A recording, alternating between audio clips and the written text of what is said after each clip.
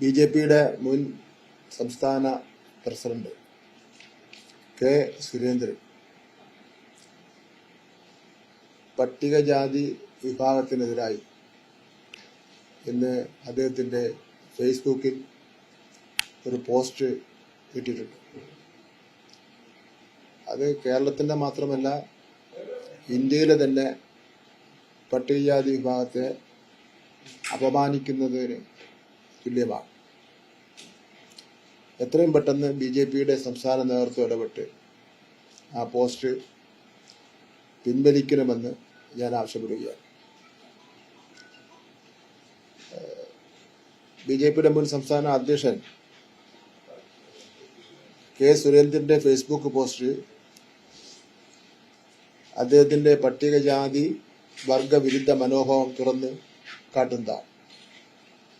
പട്ടികജാതി സംവരണ മണ്ഡലങ്ങളിൽ പോലും കേരളത്തിൽ ജയിച്ചു വരാനുള്ള അവസരം യഥാർത്ഥ പട്ടികജാതിക്കാർക്കില്ല എന്നുള്ളതാണ് അദ്ദേഹത്തിന്റെ പോസ്റ്റ്.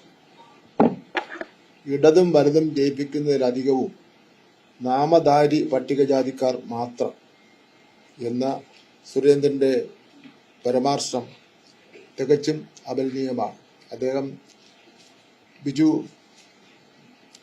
മുൻ പാർലമെന്റ് മെമ്പറും കൊടിക്കുന്ന് സുരേഷിന്റെയും പടമെല്ലാം അദ്ദേഹത്തിന്റെ പോസ്റ്റിൽ കൊടുത്തിട്ടുണ്ട്. ഇത് കേരളത്തിലെ പട്ടികജാതി വർഗ വിഭാഗങ്ങളെ ഒന്നടങ്കം ആക്ഷേപിക്കുന്നതിന് തുല്യമാണ്. ഒരു രാഷ്ട്രീയ നേതാവ്, അത് മുൻ സംസ്ഥാന അധ്യക്ഷൻ, ഇത്തരമൊരു പരാമർശം നടത്തുന്നത് ആശ്ചര്യകരമാണ്. ഇത് സാമൂഹ്യ നീതിയോടുള്ള അദ്ദേഹത്തിന്റെ പ്രതിബദ്ധതയുടെ അഭാവമാണ് കാണിക്കുന്നത്. മുസ്ലിം സമൂഹത്തോട് ബി.ജെ.പി. ആർ.എസ്.എസിന്റെ നിലപാട് ഇപ്പോൾ രാജ്യത്തിന് ബോധ്യപ്പെട്ടു കഴിഞ്ഞു. ക്രിസ്ത്യൻ സമൂഹത്തോടുള്ള അവരുടെ നിലപാട് രാജ്യത്തിന് ബോധ്യപ്പെട്ടു കഴിഞ്ഞു. പട്ടികജാതി പട്ടികവർഗം കൂടെയുള്ള നിലപാട് സുരേന്ദ്രനിലൂടെ ബോധ്യപ്പെട്ടതോടുകൂടി ബി.ജെ.പി. ആർ.എസ്.എസിന്റെ അജണ്ട രാജ്യം നടപ്പിലാക്കാൻ വേണ്ടി പോകുന്നത് എല്ലാവർക്കും, ആപാലവർഗ ജനങ്ങൾക്ക് ബോധ്യപ്പെട്ടിരിക്കുകയാണ്. അദ്ദേഹത്തിന് സാമൂഹ്യ നീതിയോടുള്ള അദ്ദേഹത്തിന്റെ പ്രതിബദ്ധതയുടെ അഭാവമാണ് ഇത്തരത്തിൽ ഒരു പ്രസ്താവന നടത്തുവാൻ ഇടയായത്. രാജ്യത്ത് നിലവിലുള്ള സംവരണ തത്വങ്ങളും ഭരണഘടനാപരമായ അവകാശങ്ങളെയും ചോദ്യം ചെയ്യുന്ന സമീപനമാണിത്. അദ്ദേഹം ഭരണഘടനയെ ലംഘിച്ചിരിക്കുകയാണ്. ഭരണഘടനയിൽ സംവരണത്തെ സംബന്ധിച്ചിടത്തോളം വ്യക്തമായ നിലപാട് തന്നെ ഉണ്ട്. അതുകൊണ്ട് തന്നെ ഭരണഘടനാ ലംഘനം നടത്തിക്കൊണ്ടുള്ള പ്രസ്താവന നടത്തിയതിന് അദ്ദേഹത്തിന്റെ പേരിൽ നിയമ നടപടികൾ ബന്ധപ്പെട്ട കേന്ദ്രങ്ങൾ സ്വീകരിക്കേണ്ടതാണ്. ജനാധിപത്യ പ്രക്രിയയിൽ സാധാരണക്കാർക്ക്, പ്രത്യേകിച്ചും പാർശ്വവൽക്കരിക്കപ്പെട്ട വിഭാഗങ്ങൾക്ക് പ്രാതിനിധ്യം ഉറപ്പാക്കുവാൻ സംവരണം അത്യന്താപേക്ഷിതമാണ്. അതിനെ നാമധാരി എന്ന് പറഞ്ഞ് തരം താഴ്ത്തുന്നത് അവരുടെ അവകാശങ്ങളെ നിഷേധിക്കുന്നതിന് തുല്യമാണ്. കേരളമാണെങ്കിൽ സാമൂഹ്യ നീതിക്കും സമത്വത്തിനും പ്രാധാന്യം നൽകുന്ന ഒരു സംസ്ഥാനമാണ്. ഇവിടെ അവരുടെ അവകാശങ്ങളെ നിഷേധിക്കുന്നതിനോ സർക്കാർ കൂട്ടുനിൽക്കില്ല. സുരേന്ദ്രന്റെ ഈ ഫേസ്ബുക്ക് പോസ്റ്റ് കേരളത്തിലെ പുരോഗമനപരമായ കാഴ്ചപ്പാടുകളെ ചോദ്യം ചെയ്യുന്നതാണ്. അതുപോലെ തന്നെ നമ്മുടെ സമൂഹം വർണ്ണ ജാതി വിവേചനങ്ങളിൽ നിന്ന് മുന്നോട്ട് പോകുവാൻ ശ്രമിക്കുമ്പോൾ ഇത്തരം പരാമർശങ്ങൾ സാമൂഹ്യ ഭിന്നത വളർത്താനേ ഉപകരിക്കും. പൊതുസമൂഹത്തിൽ ഇത്തരം വിദ്വേഷ പ്രചാരങ്ങൾക്കെതിരെ ശക്തമായി പ്രതികരിക്കേണ്ടത് അത്യാവശ്യമാണ്. ഇത് ഒരു വ്യക്തിയുടെ മാത്രം അഭിപ്രായമായി കാണാനാവില്ല. മറിച്ച് ബി.ജെ.പിയുടെ സാമൂഹിക കാഴ്ചപ്പാടുകളിലുള്ള അബദ്ധധാരണകളെയാണ് ഇത് വെളിപ്പെടുത്തുന്നത്.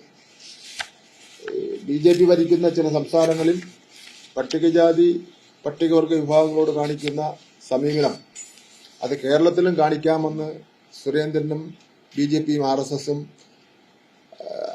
വിലയിരുത്തിയാൽ അത് കേരളത്തിൽ നടപ്പിലാക്കുന്ന കാര്യം ബുദ്ധിമുട്ടായിരിക്കും. കേരളം സാമൂഹികപരമായും സാംസ്കാരികപരമായും നവോത്ഥാന പ്രസ്ഥാനങ്ങൾക്കൊക്കെ തന്നെ നേതൃത്വം കൊടുത്ത് രാജ്യത്തിനാകെ തന്നെ മാതൃക കാണിച്ചിട്ടുള്ള സംസ്ഥാനമാണ് കേരളം. അതൊരിക്കലും കീഴടങ്ങുന്ന പ്രശ്നമേ ഇല്ല. ഈ ഹയർ സെക്കൻഡറി വിഭാഗത്തിന് ഇതുവരെ നമുക്ക് പിന്നെ കാഴ്ച പരിമിതി ഉള്ളവർ അവർക്ക് ഈ ബ്രെയിൽ ഉപയോഗിച്ചുകൊണ്ടുള്ള പഠനം ഇതുവരെ ഇല്ലേ.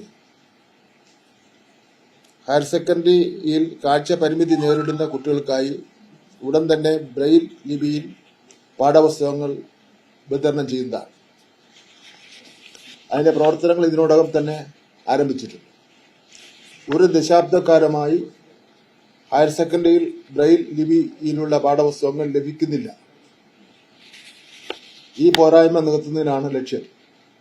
10ാം ക്ലാസ് വരെ മാത്രമാണ് ബ്രെയിൽ ലിപിയിലുള്ള പാഠപുസ്തകങ്ങൾ തയ്യാറാക്കി വിതരണം ചെയ്യുന്നത്. അതൊരു വലിയൊരു നമ്മൾ പിന്തുണയ്ക്കേണ്ട അല്ലെങ്കിൽ നമ്മൾ സഹായിക്കേണ്ട സമൂഹത്തിന് കൊടുക്കുന്ന വലിയൊരു പിന്തുണയാണ്. അതുപോലെ തന്നെ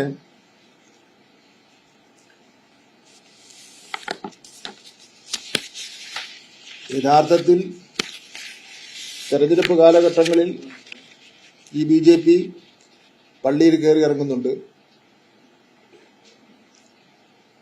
അരമനകളിൽ കയറി ഇറങ്ങുന്നുണ്ട്.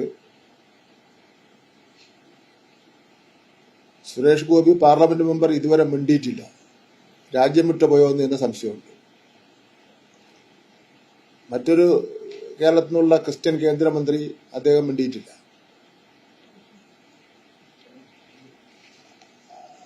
അപ്പൊ തെരഞ്ഞെടുപ്പ് കാലഘട്ടത്തിൽ മാത്രമാണ് അവരെല്ലാം ഈ ദേവാലയത്തിലും ക്രിസ്ത്യൻ പള്ളികളിലൊക്കെ തന്നെ കയറുന്നത്.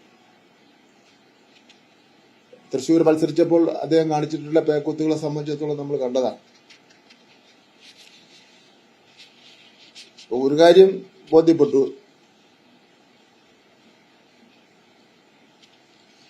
ഏത് ആട്ടിൻ തോലിലുള്ള ഉള്ളിലായാലും കൃത്യസമയത്ത് തന്നെ ചെന്നായി പുറത്തു ചാടും എന്നതിന്റെ തെളിവാണ് സുരേന്ദ്രന്റെ പ്രസ്താവന.